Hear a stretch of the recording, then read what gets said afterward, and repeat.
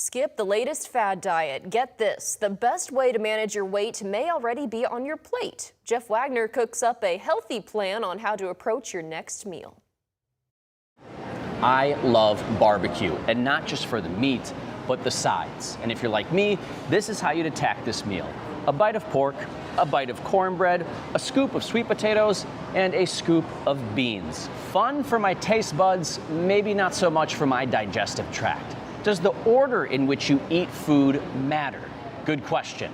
It can have a lot of benefits to eat your meal in a certain order in terms of kind of what your overall health goal is. Chella Wallen is a registered dietitian with Lifetime and says this is the ideal sequence. Start with high fiber, nutrient-dense foods like fruits and vegetables, specifically those low on starch like leafy greens. And that can, one, slow down digestion, kind of help you to have better mealtime habits to chew your food better, which is kind of like a secondary benefit. Follow that with your protein, like meats, then finish with your carbs and starchy vegetables, like potatoes and corn. Essentially, save those French fries for last. A really big benefit of having your starchy carbohydrates at the end is so that your body can better digest your food so that your blood sugar doesn't spike at the beginning of your meal and then maybe crash later on. And then that could lead to cravings, kind of foggy concentration, feeling tired, just overall just feeling more hungry. Here's where it gets tricky.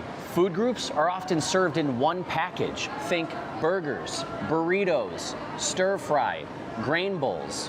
How should someone approach a meal when all the food groups are combined into one?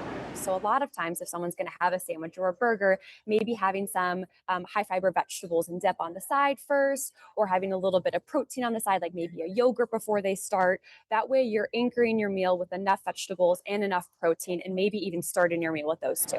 Beyond the order in which we eat, there are other factors that could impact how full we feel, mainly distractions. There's definitely some evidence that when we're distracted while eating, like reading, watching TV, driving, doing other things, that we are less tuned in and listening to our body. Lisa Harnick is a professor in community health and says if you're in tune with your body while eating, you feel the physical sensations of fullness. And if you're not paying attention to those cues because you're distracted by something else, you're not getting those cues that tell you, oh, I've had enough. From proper sequencing to truly being present with your meal, your latest attempt at a healthy diet isn't just what you choose to eat, but being intentional with how you eat it.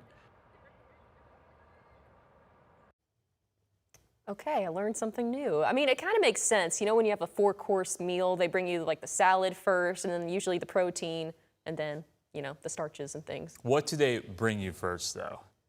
Bread. Bread. Yes. So what are you going to do? Be like, no, I'll have the bread before dessert. Right. Hold the bread. Nobody does Just that. give me a big salad. I mean, I love a good fresh garden salad. Oh, I do too. Especially this time of year. Oh, it's so refreshing in the heat. Yes. I actually crave it, and There's that's when I know I'm nothing like a dehydrated. fresh garden tomato and just a nice little vinaigrette. Yeah. That could be my dinner. Put some protein on that, some chicken. I'm good. Grilled I chicken. don't need those starches and carbs. No, and it's filling, especially when you add the chicken to it. I know tomatoes are a sore subject for you right now because the storm yesterday. The storm yesterday, and then also I'm dealing with blossom end rot, which is basically you look at the bottom of the tomato and it's rotted. Even though it looks pretty nice at first, you're like, oh, there's a nice first tomato, and you pick it and you turn it over, and you're like, ah. Why does it do that? Is it just moisture? Well, it can be moisture and also a lack of calcium. A lot of people have certainly gave me some feedback on my Facebook page, which I certainly appreciated, because I did add some fertilizer at the start of the growing season, but then I stopped thinking it was enough, but I guess not. So I might have to add some more. Note to self, because I'm growing tomatoes too for the first time. Yeah, and yours are doing pretty well? They are, but I just picked 3, and they have little rings. I don't know what it's called. They're cracked? Yeah, around the top. It's like a perfect circle. I've never seen that before. Yeah, that happens because, again, of too much rain and it dries out, and